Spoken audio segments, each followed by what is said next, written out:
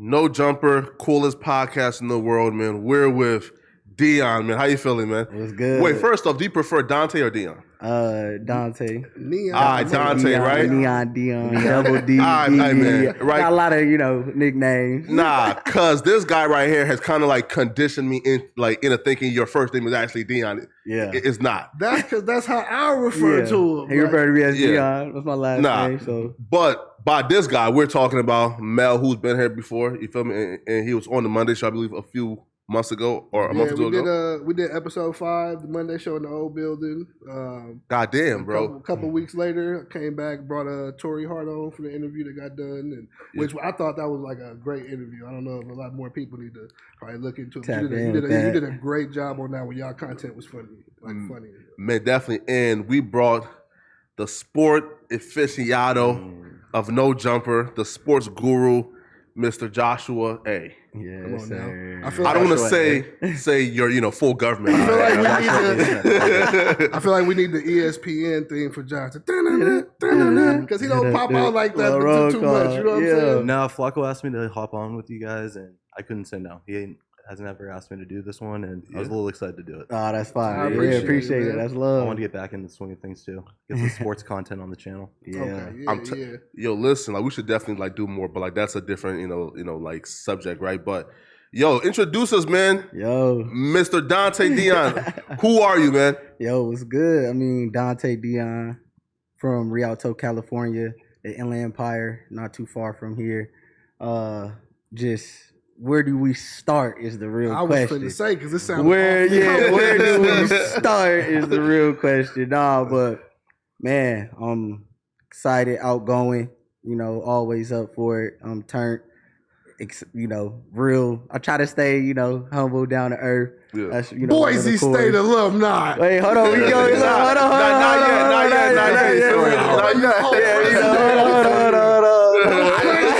Don't play. But no, I'll give you a little background.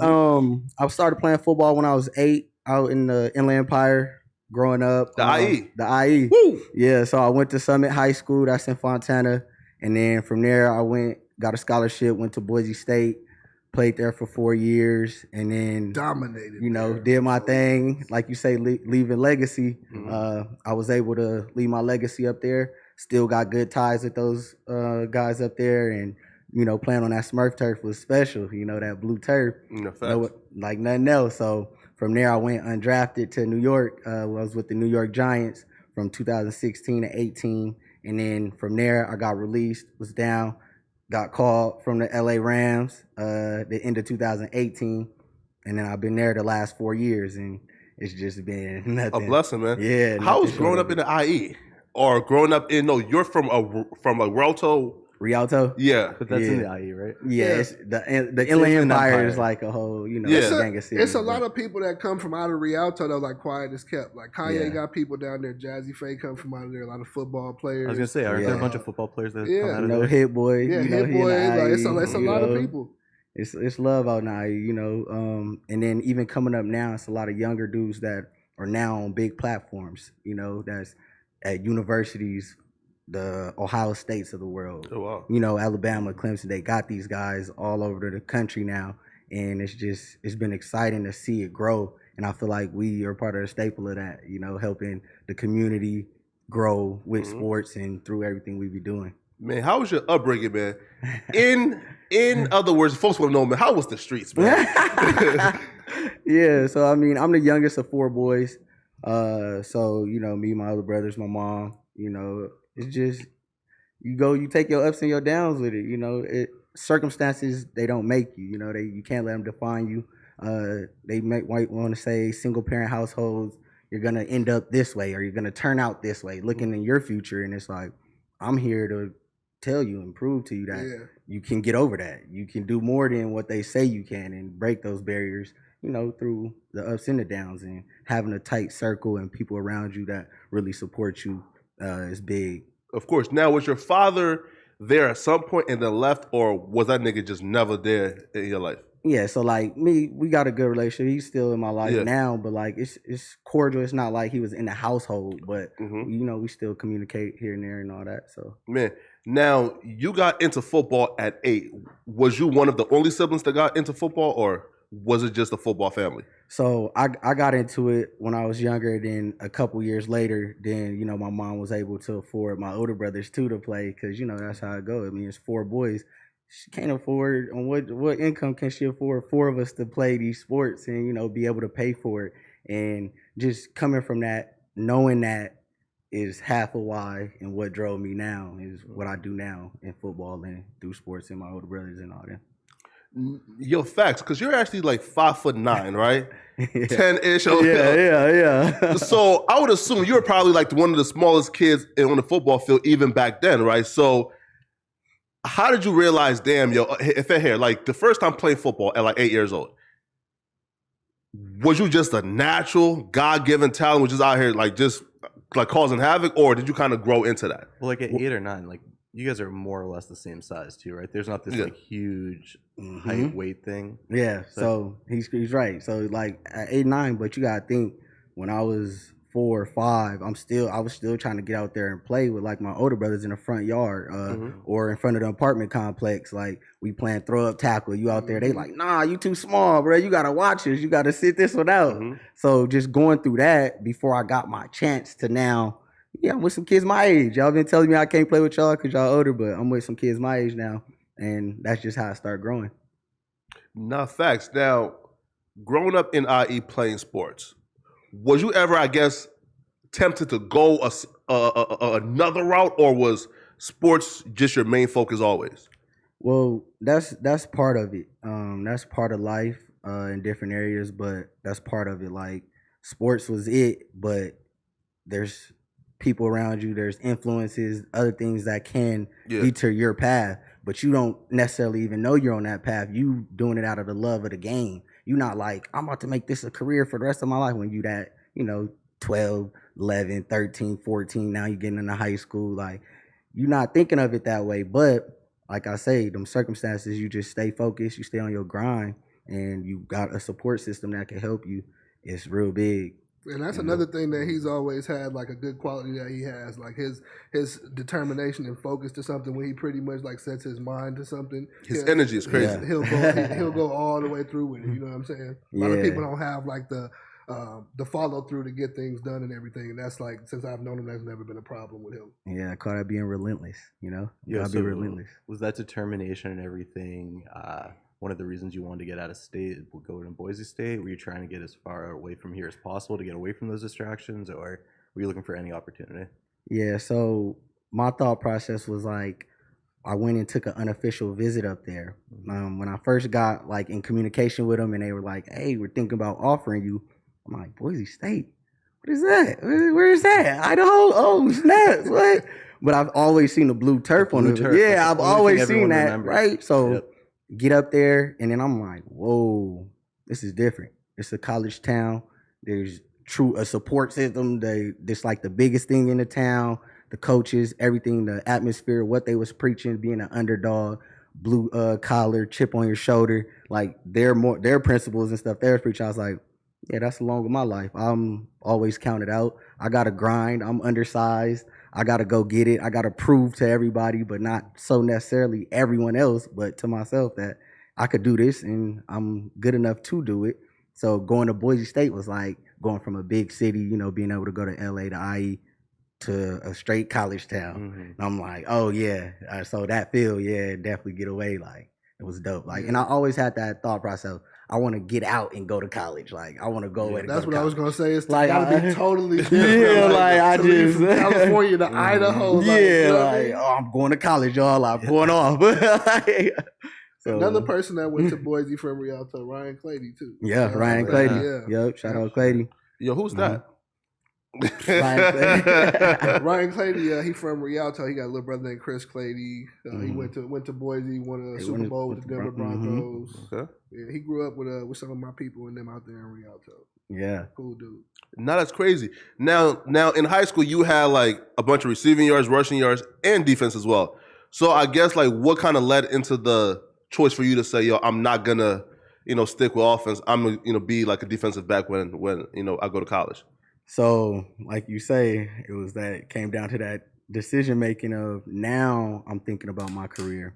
Now I'm looking ahead to the future. Like, do I see myself being able to last X amount of years playing receiver at my size? Yeah. Possibly, but I'm not 4'2". You feel me? I'm not 4'2", so and then I'm always like, I'll definitely go rather hit somebody. I'll go put on my pads and I'll go hit you before physical. I'll let you hit me. Yeah, you know what I mean? So yeah. That was really my decision. Nah, that's kind of crazy, man. Because like, I'll be real, man. Like, if I'm somebody who is, let's say again, I told them, right? Seeing him made me to say, like, I can probably make the NFL like one day. Feel me? Flakko also thinks that he can beat any WNBA player. Come on. A WNBA player, come on, yo. Nah, I know some of them, man. I know some of them. I've heard Flakko call himself a world-class athlete. I don't know how many times. I mean, you got to see him move. Nah, you see, like, and he's confident because he got the quote-unquote best of me in, like, the route running, right? Ooh, hold on. What happened? No, what happened? I had a piss-poor quarterback. So y'all like the one-on-one up. You want to pull it up, Riley? Yeah. I got open every play. Josh Petty. I got open every route. Yeah. Wide open every route. The piss-poor quarterback couldn't let it go, man. You feel me? He had a great quarterback, by the way. Shout out to Vel, man. That's my guy, man. So he had a good quarterback.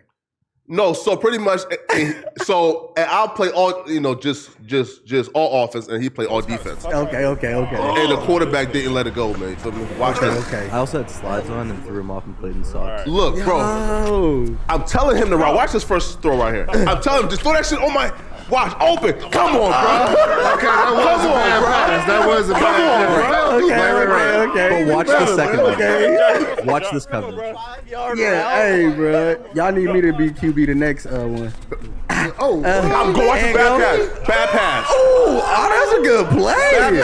No, he finished the play. Your hands touched that. He finished the play. Hey, that's a good, bro. He finished the play. If it's an out route, right? Or you bomb that shit, right? You gonna sit here and argue with an NFL player? Hit you in stride. He threw it short. Come on, man. Like, come on, bro. Okay. You see what they do? Yeah, that's he gonna argue with an NFL player because he. See what I mean? That's what they do. Because he's confident that he could beat you too. Yo, dude, now, bro, not right now. Look, soon as he looked at him back there, he said, "Give me I could have made it." If I train for 5 months now, like he not, 5 months. That's all you need. Let's vlog the process. That's all you need. 5 months. That was like 2-3 months ago, and I think you gained weight. He did. That was probably like July. He definitely did. He put some pounds on. He told me he was gonna start hitting the gym and he's been working out, dieting, and everything. Like, but off of me though, let's get back to Mr. Again, right? Now,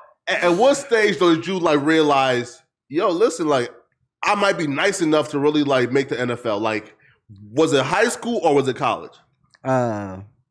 Like the process that I took in high school that now I'm able to say that it led me through to the NFL, but not knowing at that moment, but it was through high school. It was the studying of the plays. It was learning different defenses. It was learning offenses, knowing blocking assignments, knowing everybody else's job as well before I even got on the field.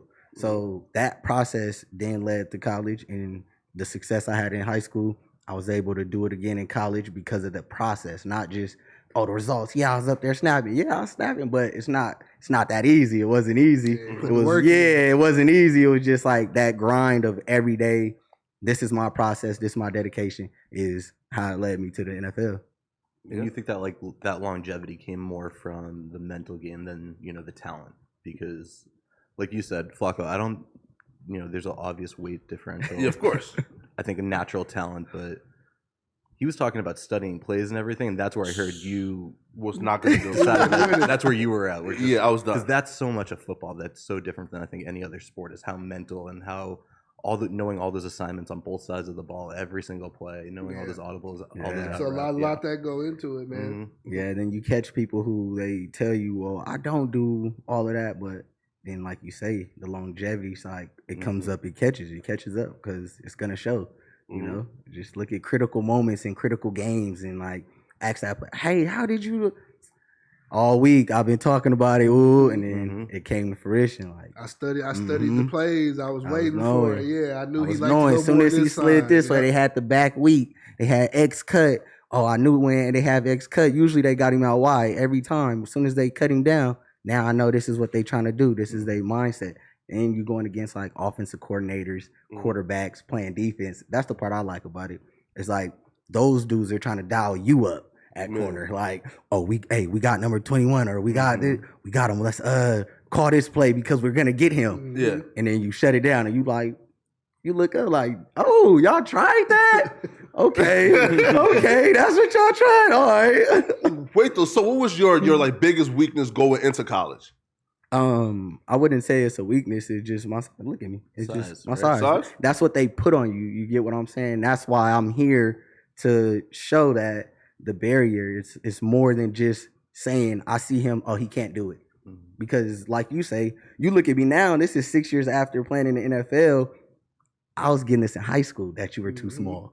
I was getting coaches and stuff telling me, he's too small. Not even seeing like, oh wait, we got the potential to put weight on him or get him stronger, getting like nothing. And that's got to be the best feeling though, to like at every level be told something about yourself and then disprove them people wrong at every level until you get to that class, so to speak, of like it's only so many people that make it here. Yeah, you know, like that feeling. That has to be like such a feeling of like satisfaction, just general. Vontae Smith, right? Like, but like he was like 6'1" though, so like that's a little taller. Yeah, right. So like even though he's small, like they could build him out. You were probably like five, 5'7" coming out, about 5'7", 5'7.5", and then grew because you're like about 5'9.5", 5'9.5". Yeah. 5'10", in that quarter. 5'8". When I got all my pads on, about 5'11". I'm out there like so. It's not about the height either, because then it's like I could jump. I go high point the ball. That's one of the biggest things about football that you see now. Look at the DBs. Yeah, you could play through the hands, but your risk factor, you got to go play that ball at times. Like you have to. Yeah, you play through the hands a lot, get them breakups. That's good, but some of them times, bro, go make the play. You got to go play that rock. Yeah, go get it back. Now let's like deep dive into your college career, right? So how was that? Did you like come out just starting right away, or did you like have to work your way on? So naturally, like you say, I stepped on campus, the lightest dude on our team. Boom, already our strength and conditioning coach, he owned me.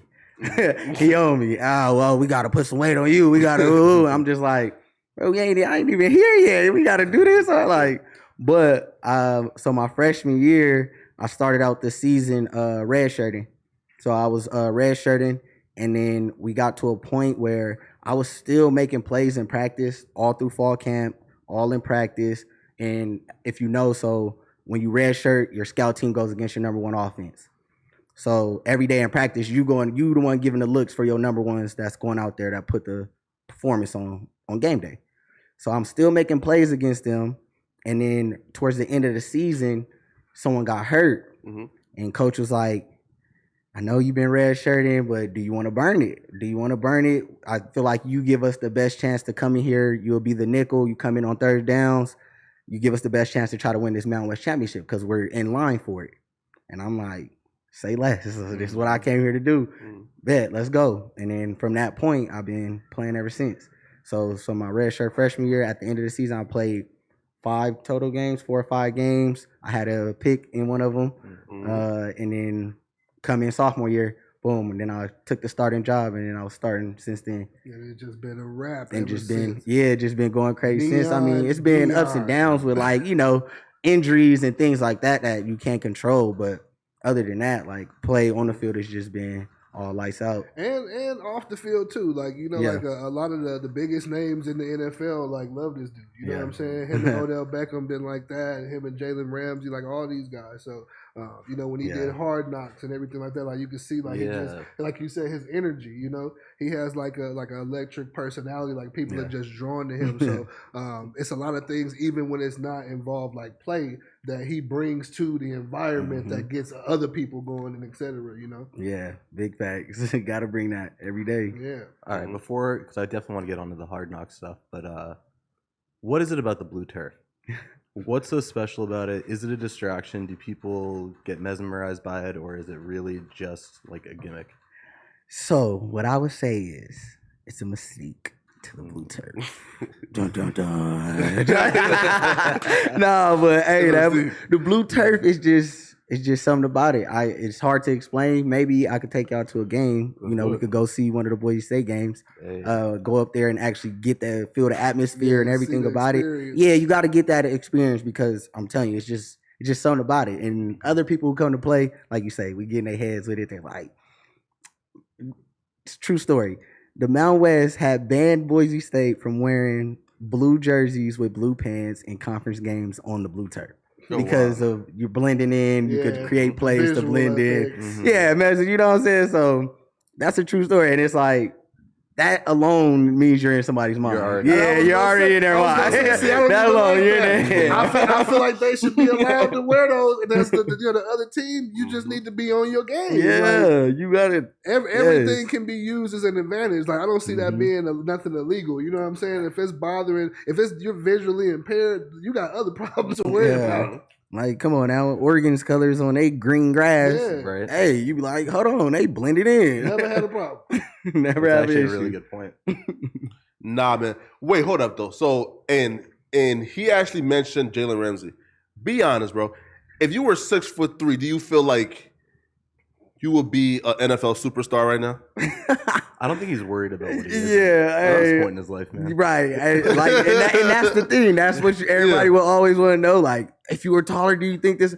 But if I was taller, my life it wouldn't have went how it went. My mindset probably wouldn't have been the same. I wouldn't have been like, all right, I'm gonna show y'all when we get on the field. Every time I get out there, I'm gonna show y'all. My mindset might not have been like that. I might have just been like, I'm that dude, dog. Y'all can't mess with me. Just to add, like, you know, he an NFL superstar either way it goes. Yeah. You know what I'm saying? Like just on the point of coming from where he come from, being able to be dedicated enough to stick everything out, overcome the odds that was placed in front of him, make into a league of people where only a certain amount of people even gonna ever make this league. Yeah. With his size and everything else that like people would try to downplay or play against him or whatever. So like I said, that's one of the things that I find surreal. Just even knowing him and being around and everything, I'll have those moments still. Like my guy is in the he plays in the NFL. Yeah. You know what I'm saying? Like because we all grow up playing football, watching football, and we all had the moments, the sideline pop, the killer man.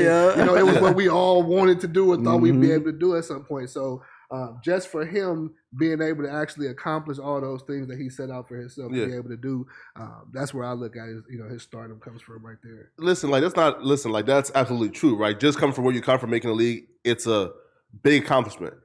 Now, I feel like the height improvement would have probably, have got you more opportunities, right? Yeah. Meaning like, right? Yeah, no doubt. Yeah. Early off, it'll for sure. But recruitment, that's what I'm saying. Like recruitment would have been different. My process would have, all that would have been changed. Five-star recruit, of course. Yeah, like all that type of stuff would have been different. But it's like you say, even my path, being able to cross paths with some of the NFL greats now that, Aaron Donald. Yes. My football career has crossed paths with Aaron Donald. Yeah. Jalen Ramsey, it's like their stories, all these people is just like my path has crossed paths with theirs. And that's what's truly special as well. Like, winning with those guys and, being able to bring winning and championships to an organization. Yeah. Now give me your favorite moment in college and then we're going to transition into the NFL. Okay. Favorite. That's tough. Probably I had a pick six against UConn. And it was against this dude named Jeremy Davis.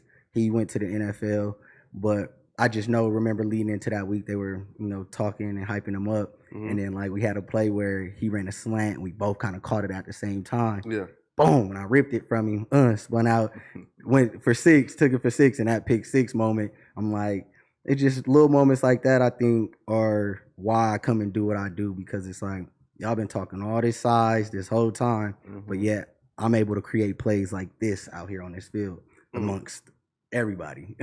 Not facts, but now you graduated, right? Okay, so now did you expect to get drafted to the NFL? No, so I went undrafted. Yes. Yeah. But did I expect? Yeah. So yeah. I was like, after my whole process pre-draft, I went on a 30-man visit, like just seeing the talent and seeing the stat numbers and all that. Like, I'm like, okay. I'm definitely I got a chance. I for sure got a shot. Like, after my career put up against some of these other, I'm like, I for sure got a shot. Like, yeah, let's go. Yeah. But but like I heard like they be selling dreams to niggas, man. Like they be like, yo, listen, we love you, but we going right? Yeah, right? They have. Hey, there are teams that will do that. That will tell you, hey, we're going to take you in a second. And then you get picked up in the six. Like, what's the recruiting process? And two, they do that. So if some of those guys slip out of the draft, you could get them undrafted. Yeah. They feel like, nah, this coaching staff showed me love.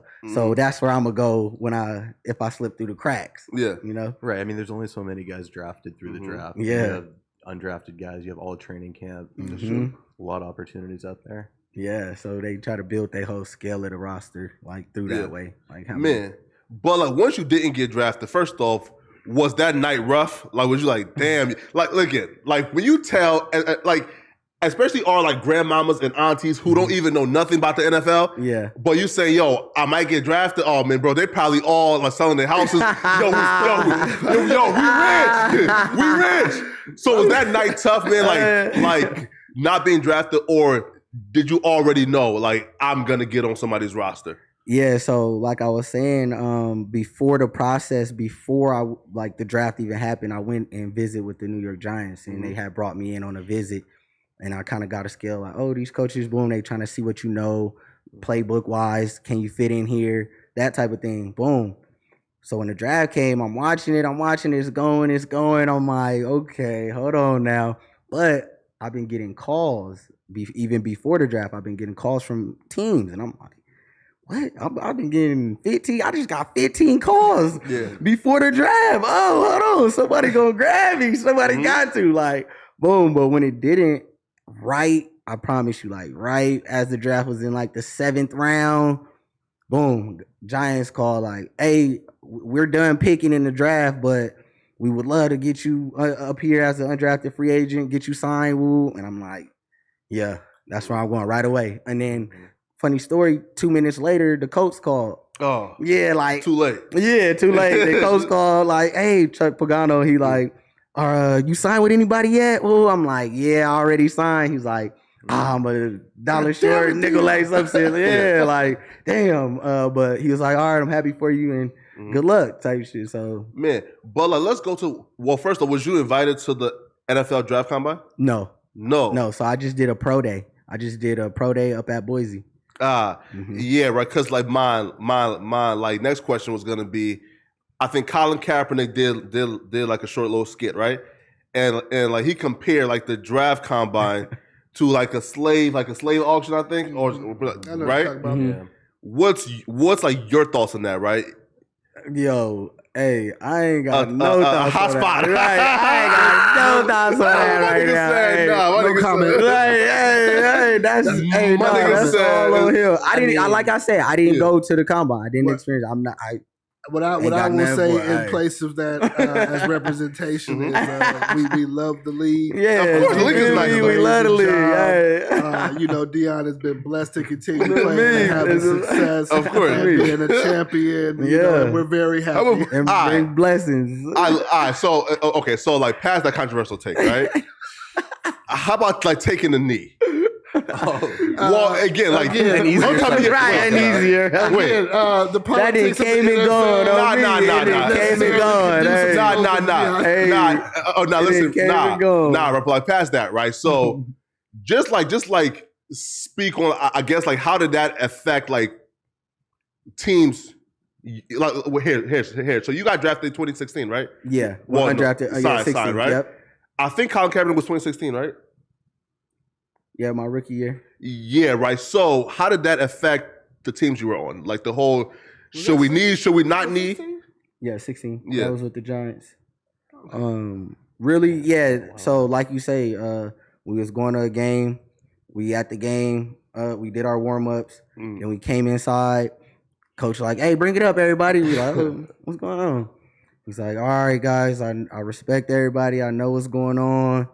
It's your decision if you want to, do that or not. Yeah. And boom. And then we was just like, oh, all right, boom. And then we went and played a game. And we've been focused on the game the whole time. Yeah. Nobody even spoke on that until the game day. And it's kind of like you can't focus on it at that moment. Right. Like that's not the moment in time my mind needs to be on that and be giving my energy and effort to. For this game I've been today. doing something that I've been working for my whole life to go out there and put on display. And they talking about this. You're like, oh no, Yeah, so, it feels like it's a bigger issue for everyone. But Yeah. the players who are actually just doing it. And that don't necessarily mean two things can't be true, but just at the same time, like maybe not the best timing. You know what I'm saying? If you ain't had time to think about this and it's just like dropped in your lap and you've been preparing for this team the whole week, that's not really something you want to have in your mind while you're trying to focus on your assignments. You know? Yo, like I'll be real. At that time, it seemed like a super big deal, but I can't even like recall anybody who nailed or didn't nail now. Right? Because some people did it first, and then they made it a big deal, and then more people kneeled, and then everyone started kneeling, and then they just decided, I think, like after a year or two, that they weren't going to. Well, you know when they really let up off of it was when Jay-Z took the position with the NFL to do the halftime, the Super Bowl. Was it 2-3 because years ago now? and at the little conference meeting with them, he was the one that was like, well, we're past kneeling at this point. And you know how Jay is like super duper impactful to the culture. So a lot of people just took that as, all right, you know what I'm saying? Like, and just let it go from there. So, nah, yo, listen, like how that story came about though with Jay-Z telling his homie, nah, don't do that. That was crazy, man. You feel me? Nah, man. Yeah, next, right? Next. Nah, listen, man. We love Jay-Z here, man. Nah, but okay, so now Giants, right? So like you spent 2 years there, right? Yeah, 2.5. Now, when did you I guess realize, damn, yo, like they're not really giving me any play time here. My time might be coming to an end. So it was actually the opposite. It was more like I started gradually getting the play. Time. Yeah, I started gradually getting to go, and now it's kind of like, well, they was rebuilding. Was this during the party boat? Yeah, so that was so the party boat happened in 16, my rookie year. Okay, yeah. Then the next year happened. I love the correlation. He was I started to get some more. Yeah. So it's during that time. On that party boat. So that all during that time, and then obviously there was GMs, fire head coaches, position coaches.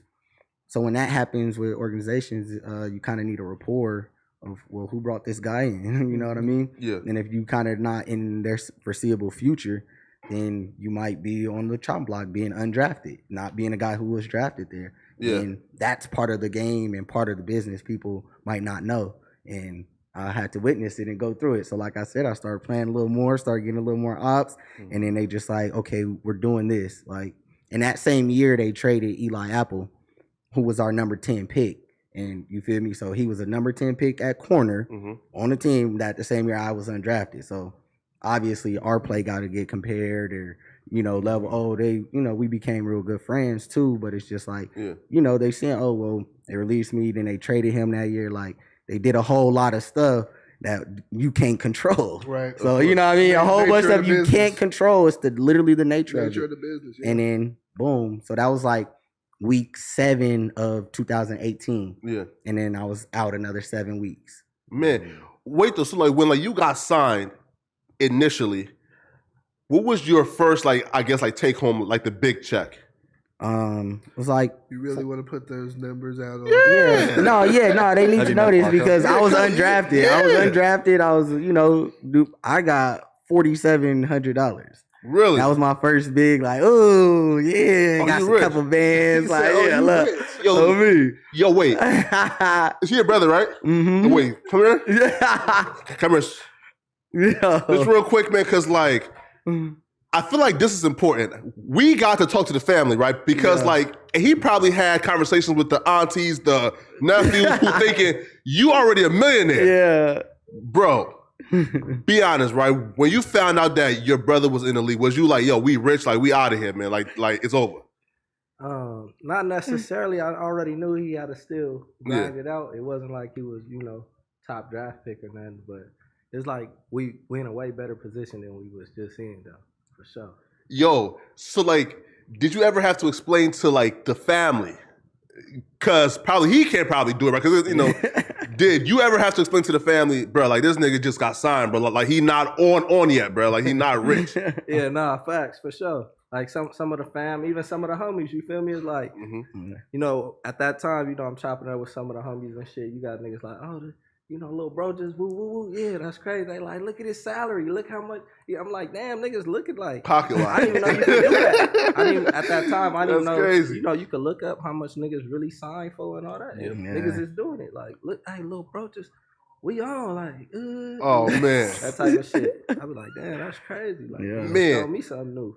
Oh wait, right? So what was you? Okay, so like, what was like your first like big purchase like that rookie year? Probably my first Good Eats chain when I got my brand on the chain in 2016. Yeah, I got my Good Eats on the chain. But I've been telling my agent and finance, I'm like, hey, whatever we do, hey, I got to get this Good Eats chain when we get right. I was like, so that was my first thing I got was my Good Eats chain. Oh wait, so like big purchase. Wait, so like you came into the league like with your own brand? Yeah. Now I think like LeVar Ball like has kind of like coined the term of yo like we the first to do it. I think Lonzo did it.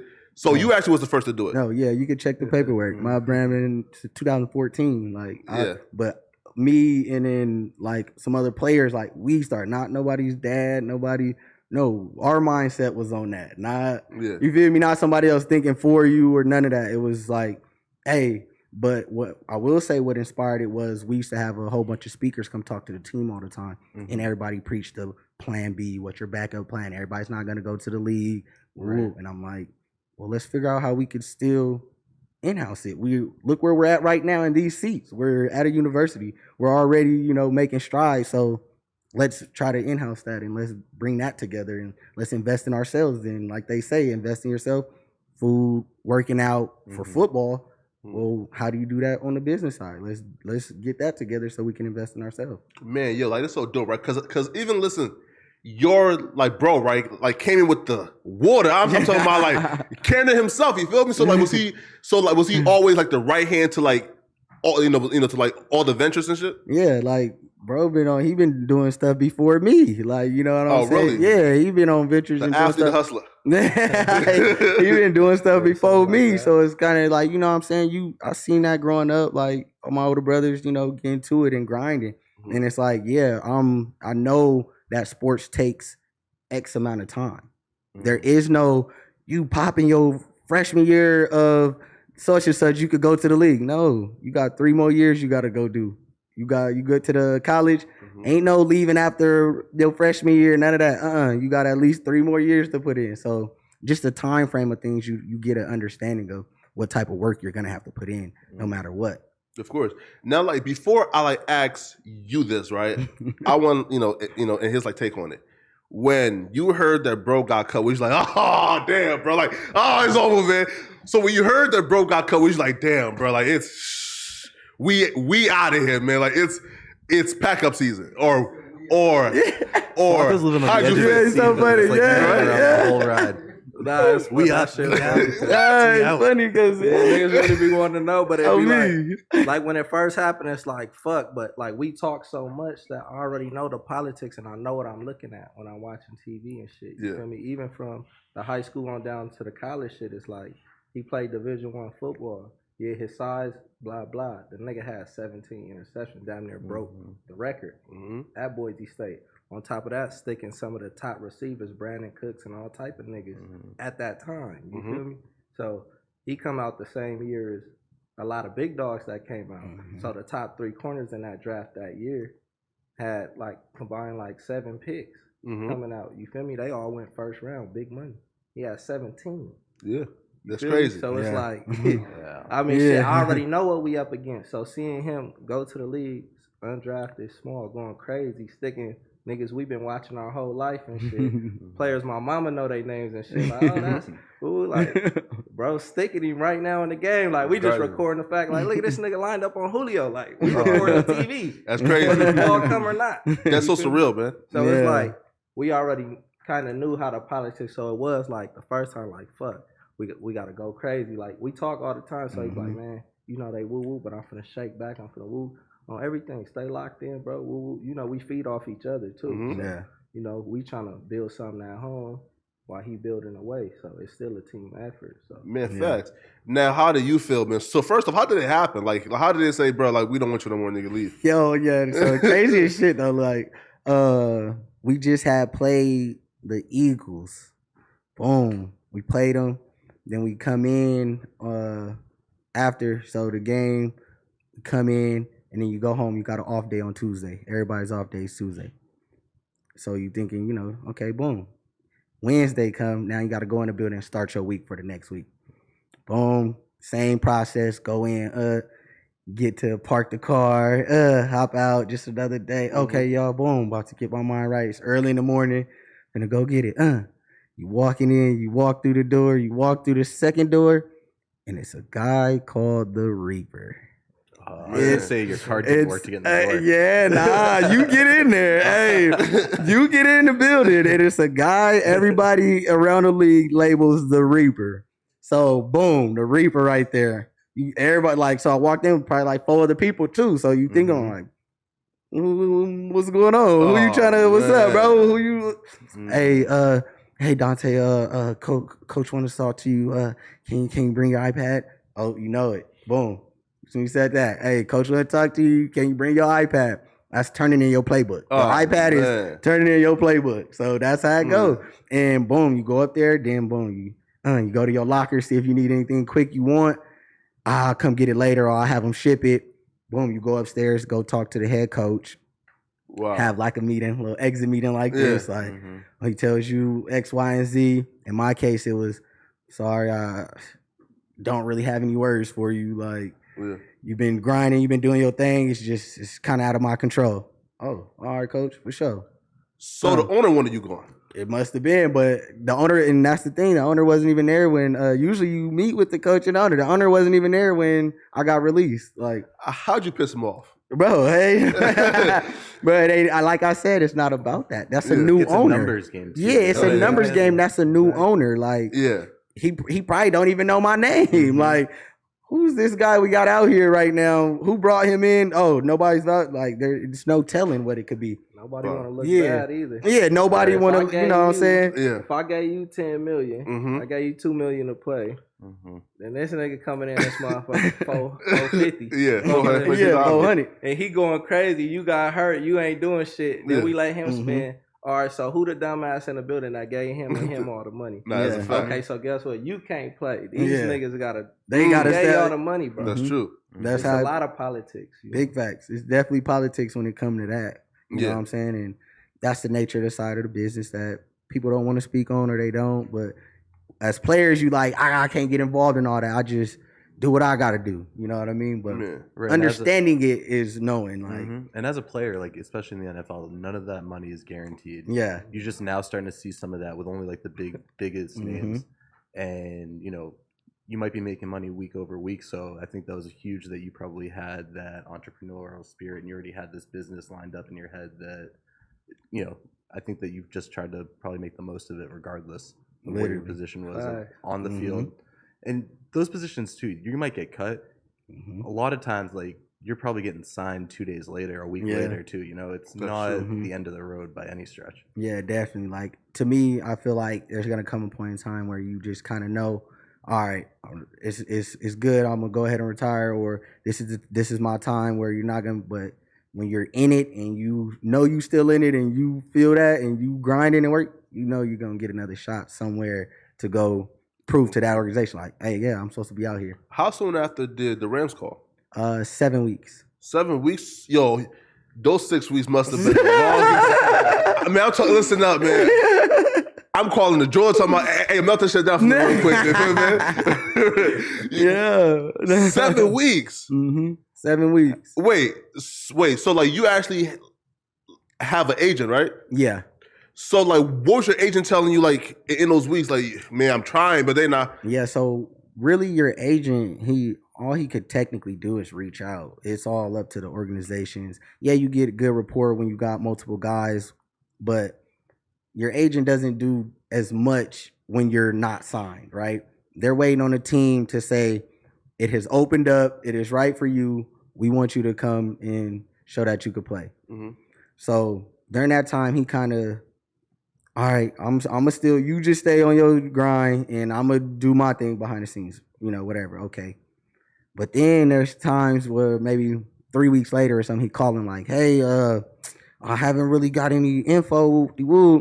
What do you think about the CFL? Like, you like, fam, I just was playing 3 weeks ago in an NFL game. Mm-hmm. Like, why are you panicking like this? You know what I'm saying? So, boom. So, like you say, mentally staying tapped is the tough part. Like, staying tapped during that time and just knowing that it's going to shake out, bro. It's going to shake out. Mm-hmm. Keep grinding.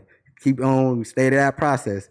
And then when the Rams called 7 weeks later, it was like 11, 12 o'clock in New York. Really? Yeah. Like nighttime? Nighttime. It's like almost midnight. That coach must have been like watching tape or something, right? Right. And that's the thing. It's like, you don't know. Some had to transpire in that time. Right. But also they did just have an injury. I kid you not. Me and my fiance was watching the game, the Rams game. It was a night game, and a corner went down. He hurt his ankle. He ended up breaking it. They carted him off, and then I got called. Like, I swear, we watched the game. And I got called from that team. Like, what? Mind you, we've been watching games every weekend. Like, who getting hurt? Oh, what's going on around the league? Like, we watching games every weekend. Scouting it. And then we watched that one, and it happened like that. Yo, I know it's crazy, too. And you just mentioned, like, fiance. And the next thing I think that I was going to ask was about the hoes and the groupies, man. You feel me? Now, did you come into the league with a girlfriend or fiance? Yeah, well, girlfriend going into the league. Yeah, we met my freshman year at Boise. Ah, so he had all the hoes then. Yeah. Back in the day. Bro, listen, bro, break it down for us, man.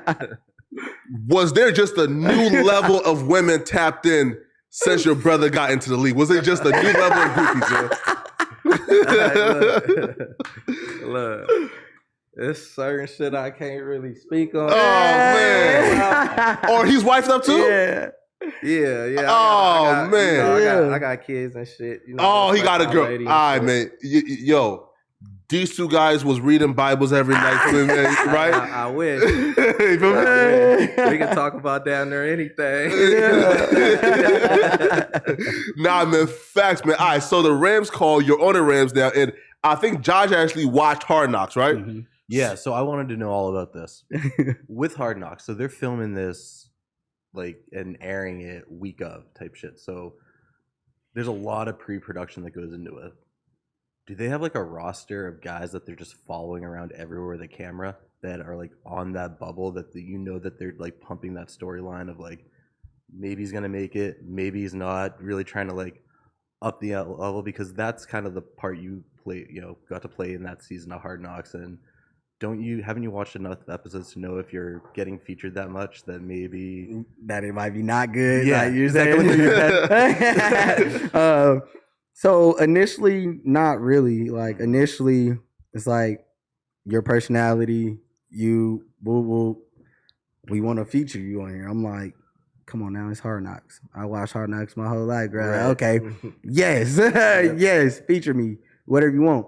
But also that I show you my confidence in myself. Like, I know I'm a bubble guy. Like, I know going into agreeing before we even went to camp and all that I'm a bubble guy and I got the potential to be on here and get released for everybody to see.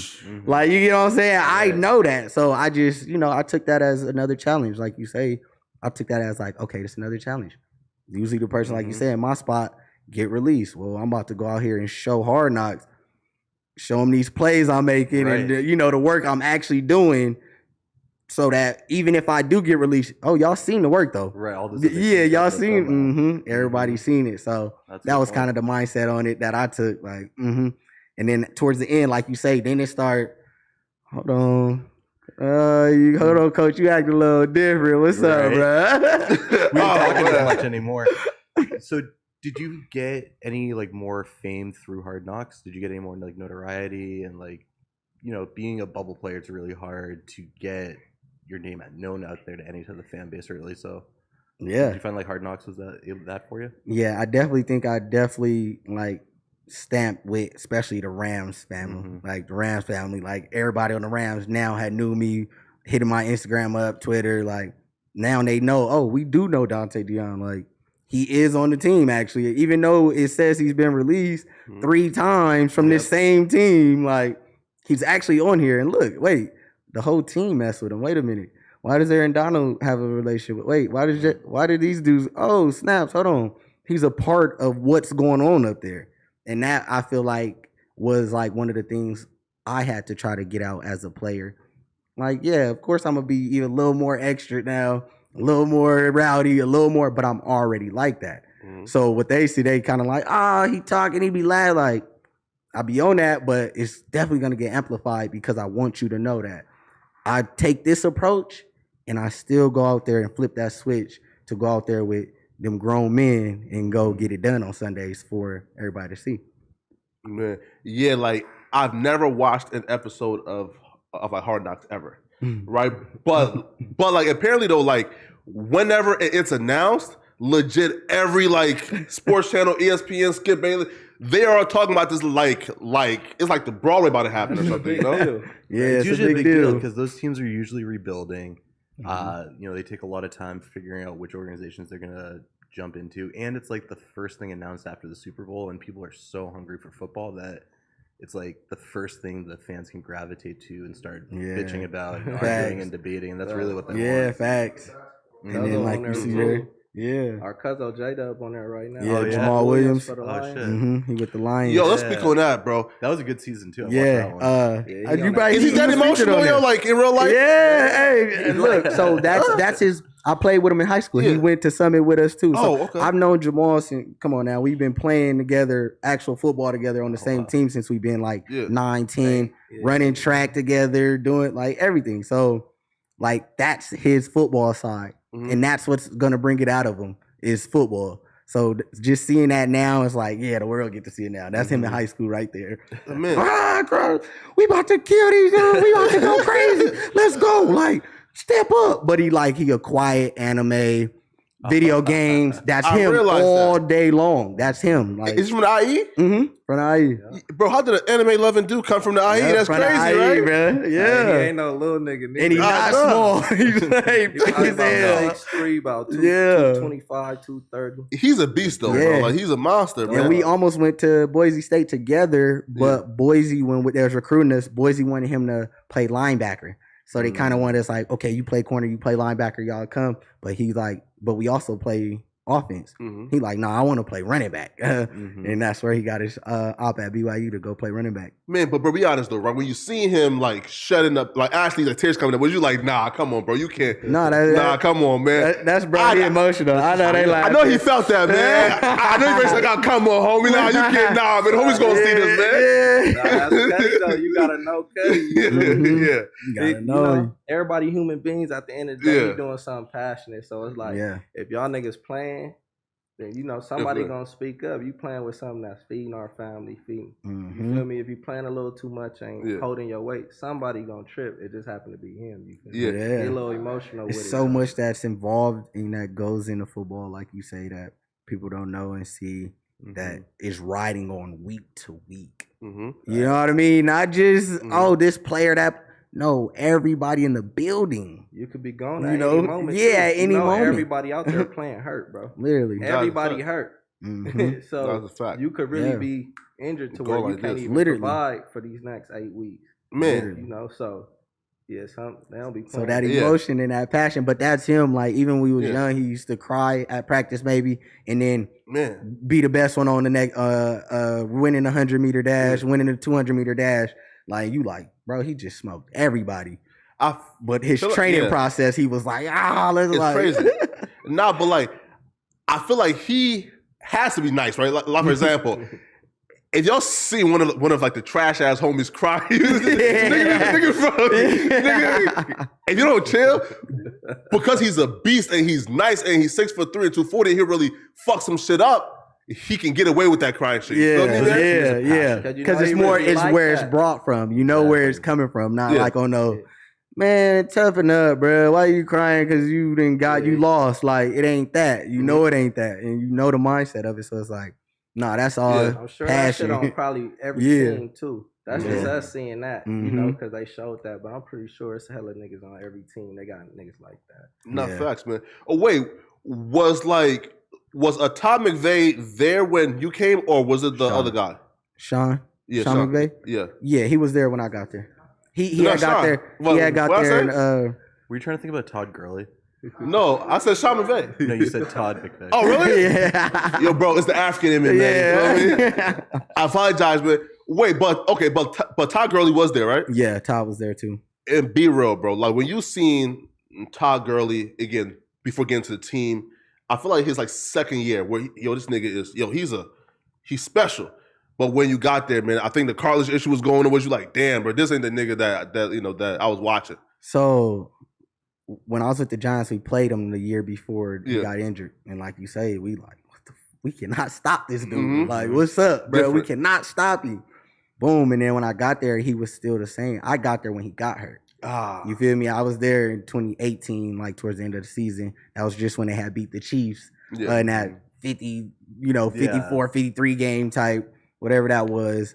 So I had got there around that time, and that's when they were still going crazy. And then he just got hurt like during the playoffs around then. Yeah, man. Now, I think in 2021, I think Lamar Jackson got hurt for y'all game, right?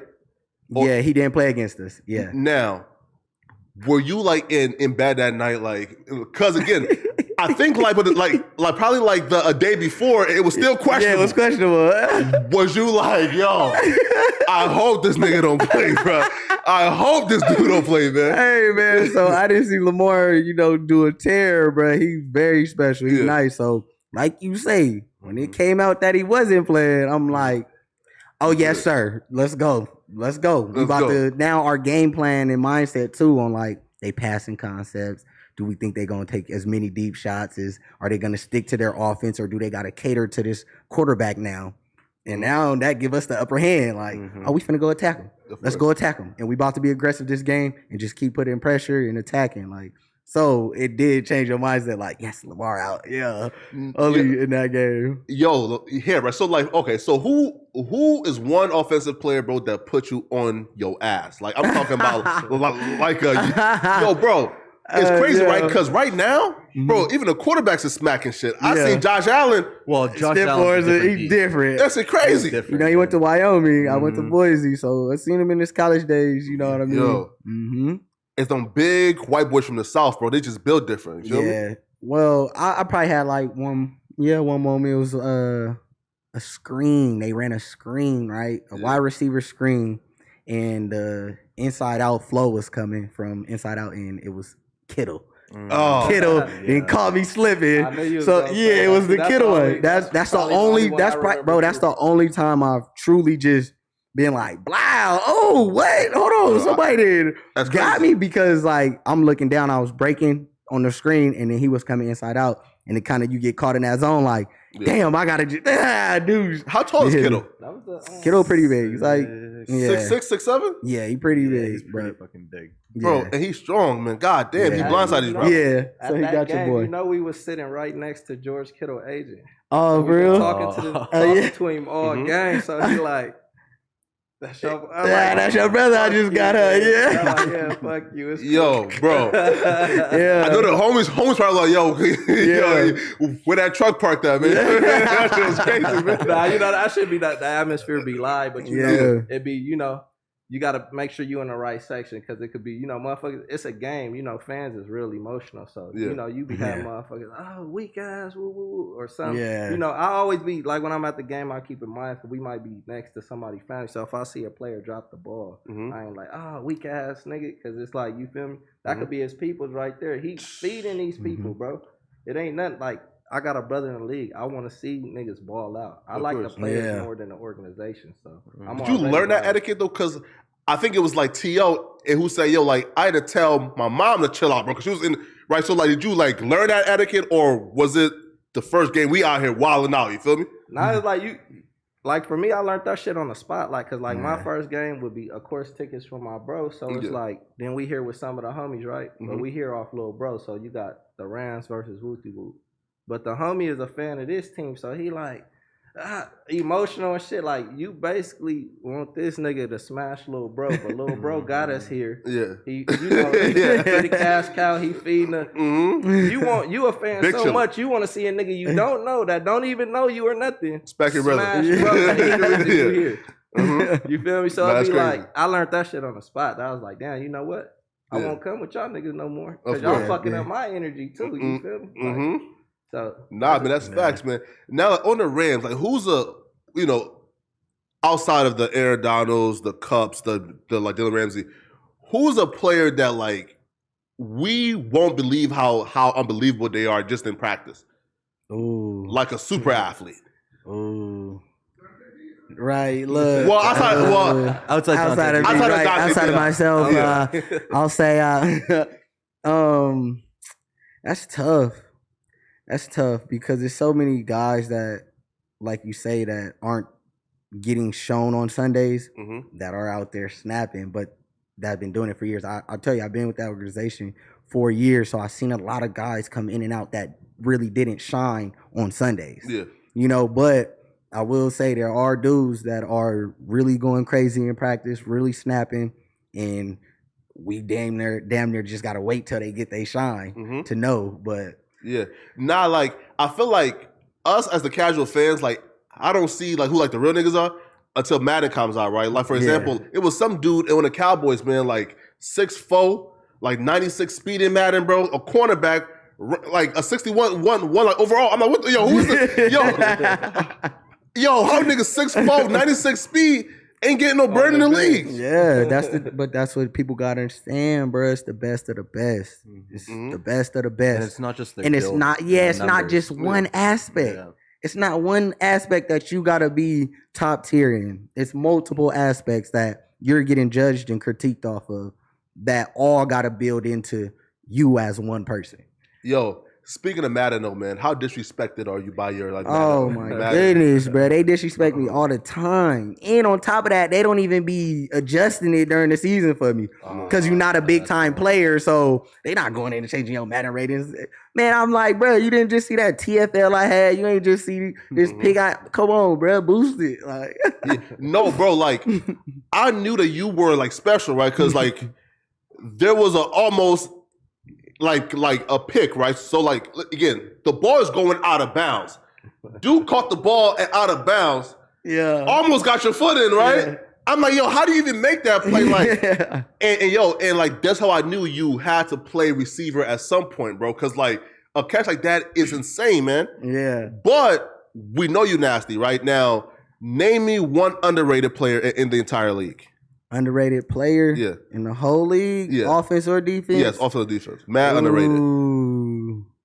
Mad underrated. This is tough because I'm defensive perspective, right? You get what I'm saying? But also I know there's, wideouts that if you turn on the tape, he's cooking every day. Like he's cooking people. Like you gotta watch out for this dude. I would say who was mad underrated coming into this, like a Gabe Davis. For the Buffalo Bills, he seemed underrated to me because I've been seeing the tape on him. He been stretching the field. He big body. He been making catches. He been doing this thing, and now people are now starting to respect him. But he was one of those type of one of them underrated people that be snapping for real for the Buffalo Bills. Now flip that. Now again, you could say, yo, let my brother answer this. Who's the most overrated motherfucker that you heard? Like, again, like, yo. Flakko. You seen nine All-Pros, Pro Bowls. Bro, I'm talking about 50 commercials. And, like, you play, bro, and you're like, damn. Or like, nominate, like, for example, right? I think it was, like, Nnamdi Asomugha, right? Like, where like, he got traded.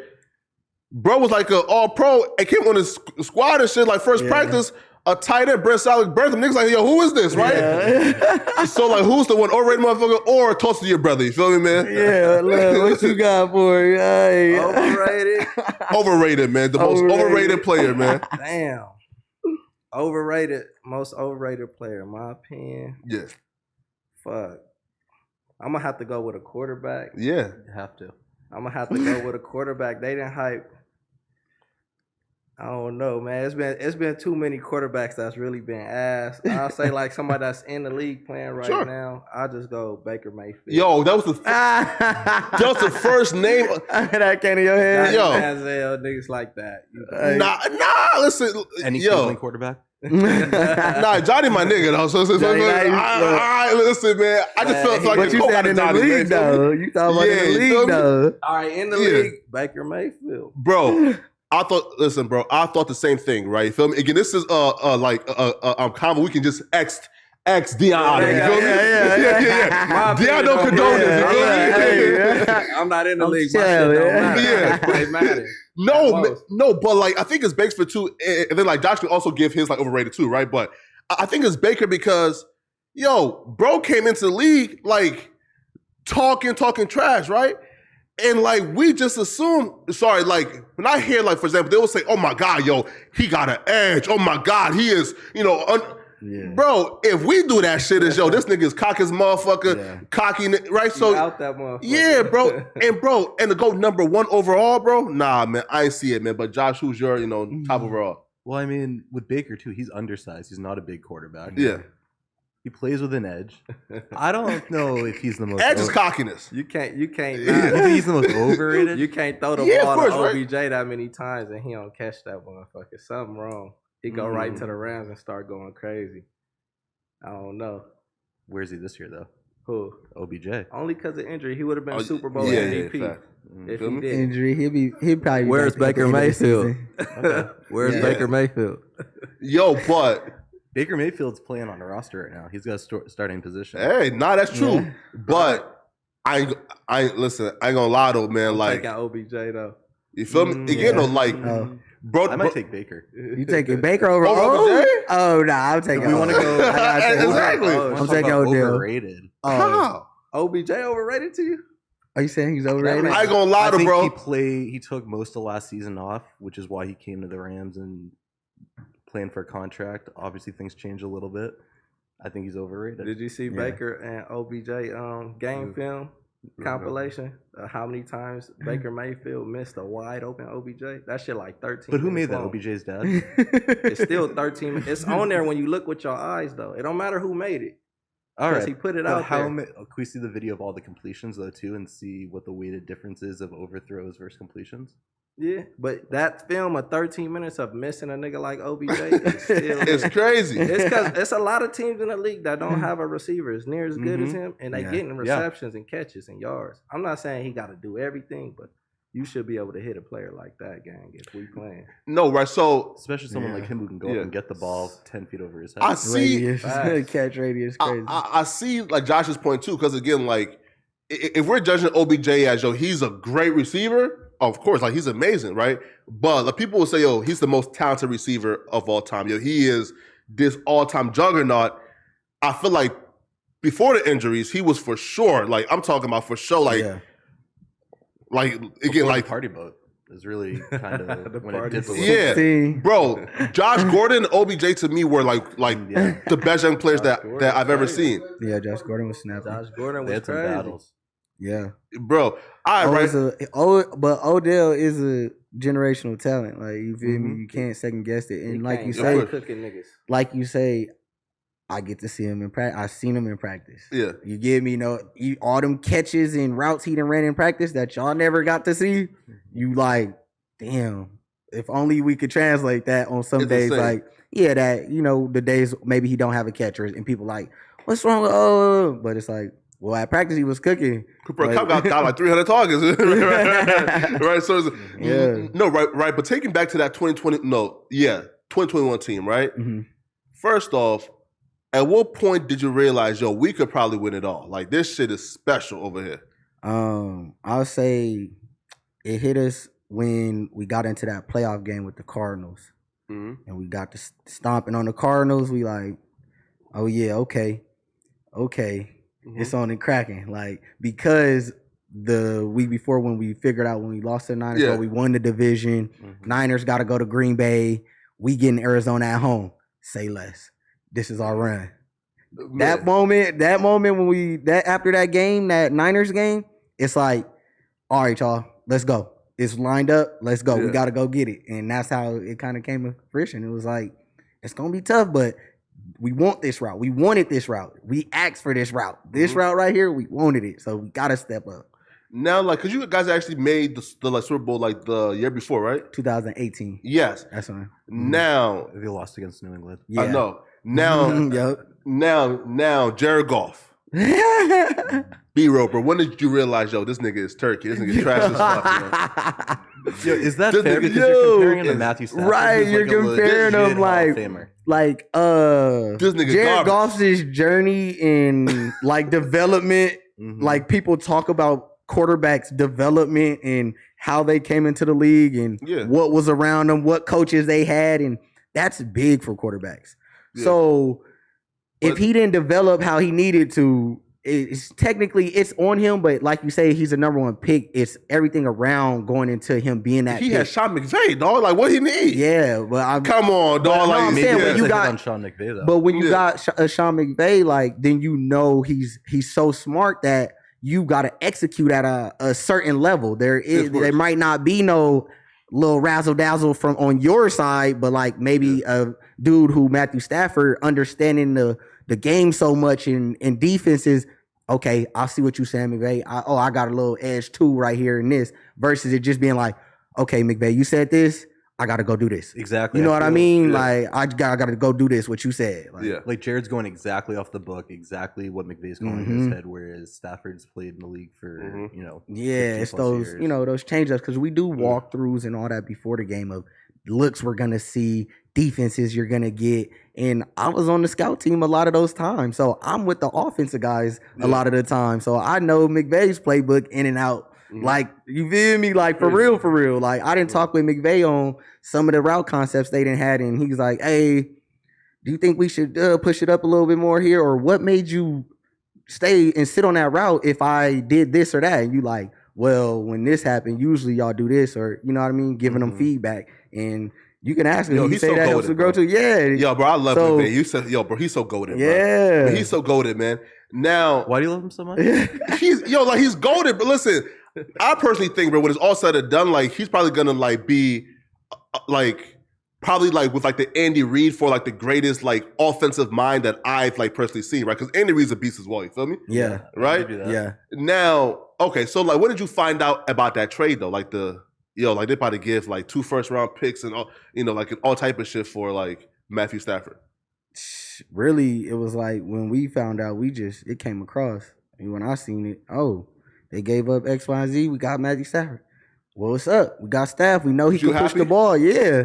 I mean, not because, no other situation, but because of Matthew Stafford. Like, what? You know how long I've been watching Matthew Stafford play football in Detroit? Like, Golf with your boy though, right?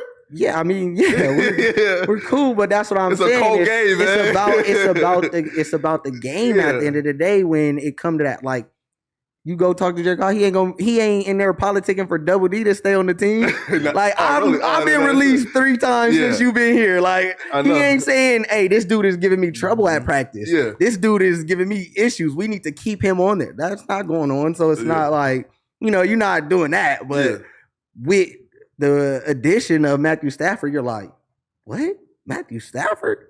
With McVay's offense, understanding what he does in that offense, the intricacies he brings to it, the level of knowledge he talks, the 400 level ball he talks about, with Matthew Stafford being a vet, they're going to elevate that offense. They're going to take this to another level. So going into it, we like, let's go.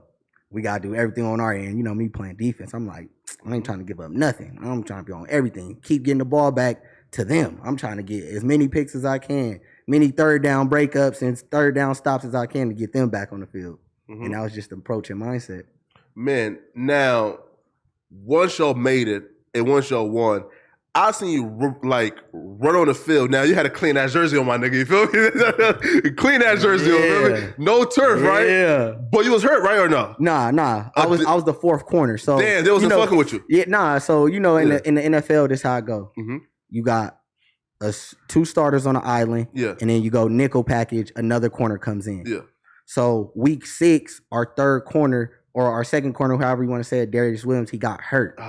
You feel me? Now your next corner gets to bump up, and that's when I got activated against the Giants. Yeah. Week 6, boom, start playing, and towards the end of the season, they got healthy. Yeah, he came back. Boom. So it's just like, you next up. If anything go down, be ready. You got to go in there. Like, that's just how in the playoffs, the Arizona game. Yeah. One of our corners hurt his ribs in the first half. So he was balling too. David Long, he was balling, and then he hurt his ribs, and then I had to play the rest of the second half. So it's like, you never know. And how do you prepare yourself for that? You know what I mean? Yeah. You about to be out there after, mindset wise, you wasn't going to be playing this whole week. Yeah. But preparation, you like, I'm staying on it. All right. If it come, it come. If it don't, it don't. And that's how the Super Bowl was. If it came in, I would have been ready for it. And if it didn't, we got the dub. So let's go. That's it. That's all about it.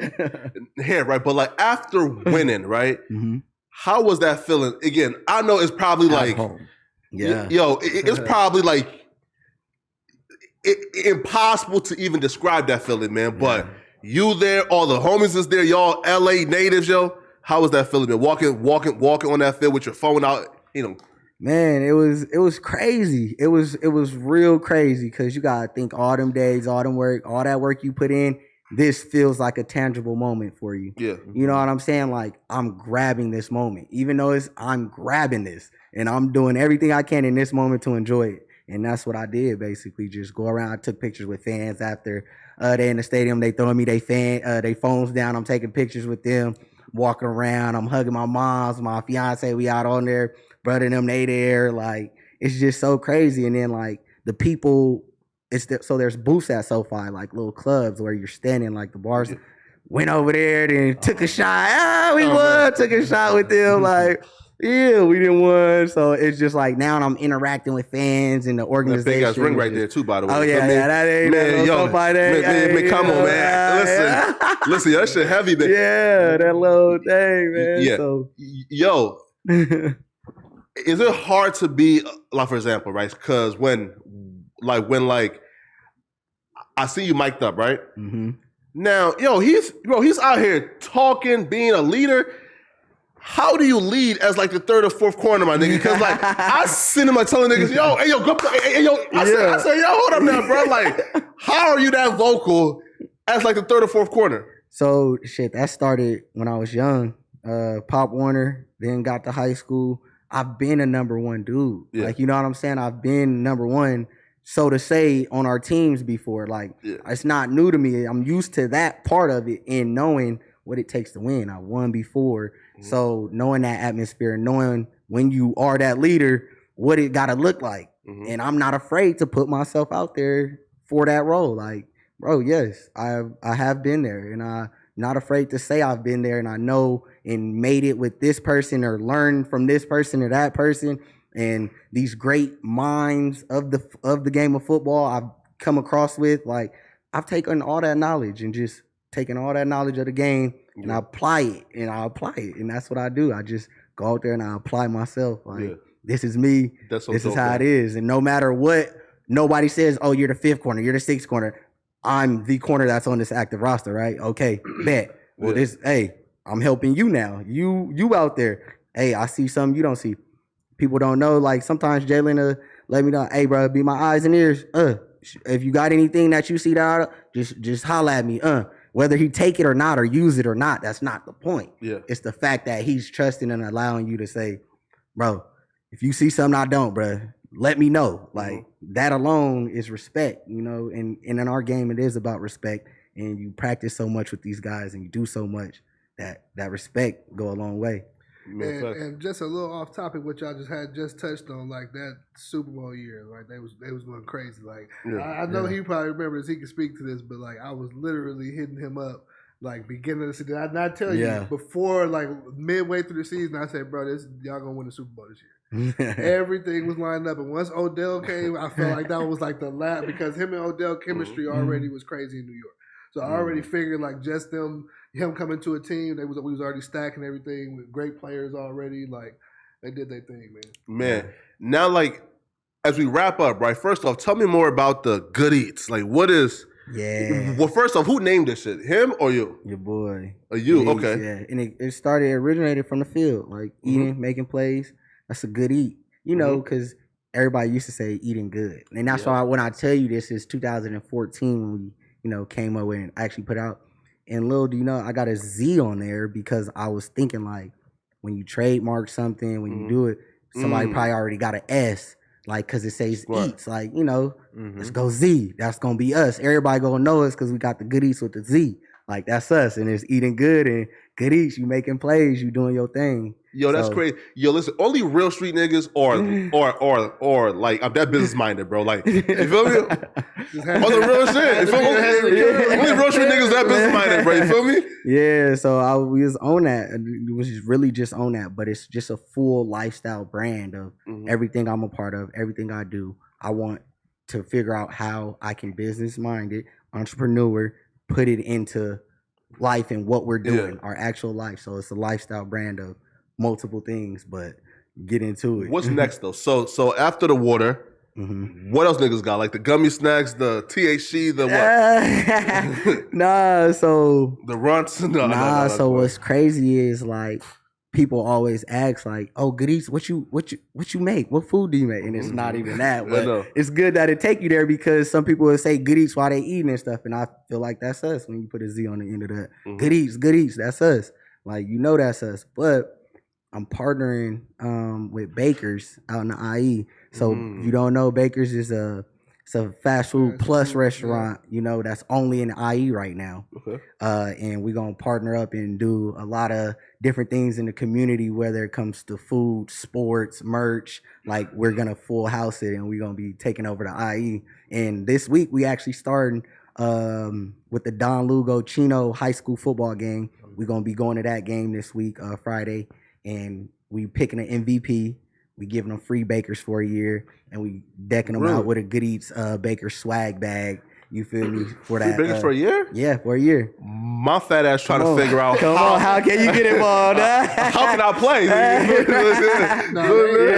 Good Eats is real active, real community, you know, oriented, as well as having a flag football league, you know, for the youth, and a sports agency, a clothing manufacturing warehouse. You see the hat he has on is from the brand Good Eats. Okay. Yeah, so I need some merch, man. Come on, man. So, you know, we make all the merch. We got the machines we created. We got some brothers and we actually make the merch. Like, we do it. Got the machine. Oh, really? So you guys actually have a production? Yeah, actual warehouse, Inland Manufacturing Group. Yeah, so you own your shit. Yeah, we actually own the actual machines and all that to produce it all. And that's what I say, lifestyle, because when it comes to sports, I want to throw football camps for the youth. I don't want them paying. I don't want them having. So make it free, and then I'm going to make all the shirts and all the merch and give it out at the events. I'm going to have all the water. It's going to be all under my brand, under in-house. You know what I mean? Good Eats over the world. Like, yo, but like, I heard them youth camps was brutal though. Because even like Cam Newton, like, I think like went viral the other day. No, like, it was a couple years ago. At one of the 707s. No.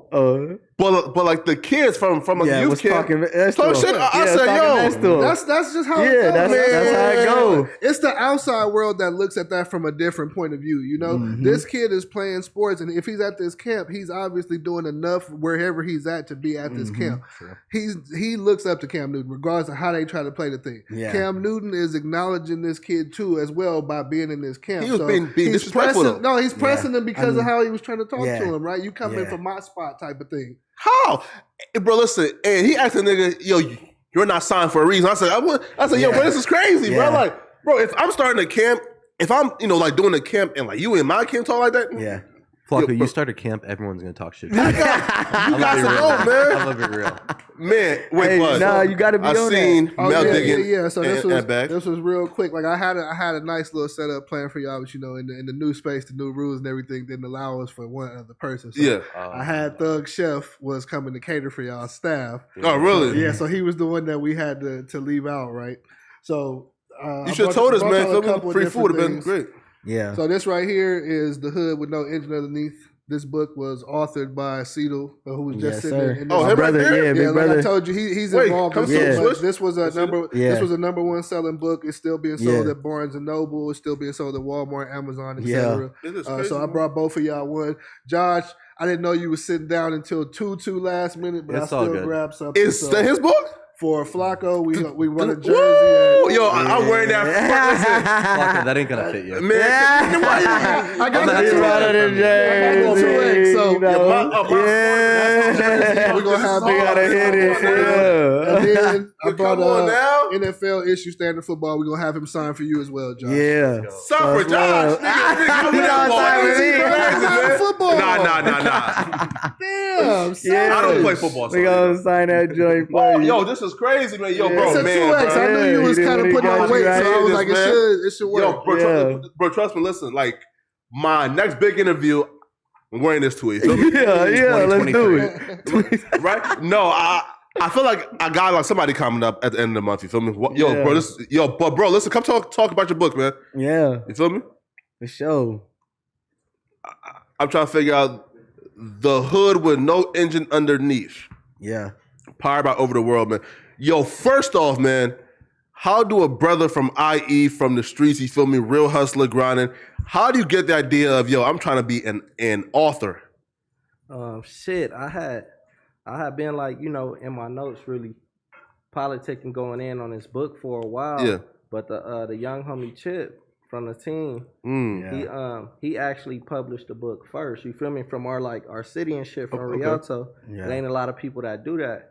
So he published his book first and had his physical copy and all that. And you feel me? Wow. He came up to me with his book like, hey, you know, big bro, like, I want you to have one of my books. Like, I'm like, damn, nigga, like, you did a book? I'm like, you know, I wrote a book like 2 years ago that just been sitting in my notes. Like, Wow. can you help me bring it to life? You feel me? So young bro helped me bring my shit to life. Okay. And that's how I really got into actually bringing it to life. But it was like I just was going through the motions of, you know, being an entrepreneur, trying to make some shape, all that type of shit. Yeah. So I had been always writing like a empowerment entrepreneur book for, you know, niggas in our situation or anybody that's coming up. They could use that as a tool. It's just a lot of shit that helped me foresee and shit like that I put in the book for. Game. Yeah. Oh, wow, okay. Game. It went crazy in the city and shit. Yeah, good because gems. everybody thought it was gonna be some street shit. You feel me? Yeah. And then the title of it, as you can see the cover, but the hood with no engine underneath, it's like, you know, another meaning for like, you know, the head with no brain, or you feel me? But that's actually a Nipsey Hussle lyric. That's where I got it from. But this was way before he passed away. Yeah. Like, cause I looked up to a lot of the shit he did and shit too. So Man, the book is not for the blind, but for the conscious. Yo, listen, bro. I feel like your family gotta be special, bro. Like, right. Listen. Like, cause to have a pro athlete I'll be real, right? Like, Deayon is impressive, but to me, like, the most impressive nigga is the one without the athletic ability, without nothing, and like, you just a genius, my nigga. Like, you got the water going on, got the hustle in the background going on, bro. Yeah. Where'd you get that, like, just that work ethic, right? Because I'll be real, bro. Like, I'm content easily. You feel me, bro? Like, right? But like, where did you get that, like, work ethic from, bro? And that drive? Man, I just kind of like, you know, us all growing up, single mom, raised by moms, granny, our aunties and shit. We got like uncles and shit, but we never grew up with no father figure. So it's like, once you know, we all one in the house, but you know, when you leave outside, you got your own homies, you got your own brain, your own mind, you free will to the world. So it's like, when I start, like, you know, trying to get my own, I wasn't getting girls, wasn't fly. I ain't the flyest nigga. I wasn't the athlete, nothing. So, you know, I just always just was a sponge. You feel me? So when I started going through my life experiences, gangbanging, getting shot, juvenile hall, all this bullshit, you know, I just wanted to just lock down on something that was like true to me and shit. So I started picking up this work ethic from like being around like Hit Boy and like the homies Audio Push and shit like that in music. I used to be in Hit Boy's studio all the time. The nigga never left the studio every single day, like holidays. It don't matter what it is. That nigga was in the studio. So I used to see his work ethic like, damn, like this nigga don't take no days off. Yeah, so I started building out my mama garage into kind of like our headquarters and shit. So we was in the garage since like 2012 before we then got to the warehouse and all the, you know, all the luxury shit, the fly shit that we doing garage now. with the we screen in the printing. garage going crazy. Like trying to grind it out type shit. Yo, listen, like, I low-key feel like we must do a part 2 with this nigga, bro. Because this nigga got the game shot. Big facts. You feel me, man? But, bro, listen, man, Big before we facts. wrap up, man, any last questions, statements, man? Let them folks know where can they find y'all, what's next, you know. Shit, yeah, they could follow us on the gram. You know, my personal page is Ceetle Second, CEETLE, the number 2 ND. We got OTW_collection is our brand for Over the World, which where we do our thing. Then we got our Good Eats page. You know, that's our brands really. OTW, Good Eats. We got SBB we fuck with back home. The homies TNT, a bunch of like, you know, shit in the city and shit that we fuck with. Couple rappers. You know, I got to shout out my nigga N.O. Get out to my nigga Bands one time. You know, Keezy, Clack. Shout out to everybody, man. Shout out to the boys back in the city. Everybody in the toe, man. Everybody in the toe, man. And you know what it is. It's all love on this side, man. Appreciate y'all having me. You know, it's been a good interview. We've been enjoying it. My nigga Luck. Get to really, you feel me? Shout out Luck. You feel me? Got to really dive in and open up about some stuff that I usually don't talk about. Like, you know, and that's love. You know what I mean? All right. And Mel got the last words or what? We good? All right, man. Shout out Mel. All right, then. Starting to feel like All right, man. No Jumper. Coolest podcast in the world, man. We out of here, man.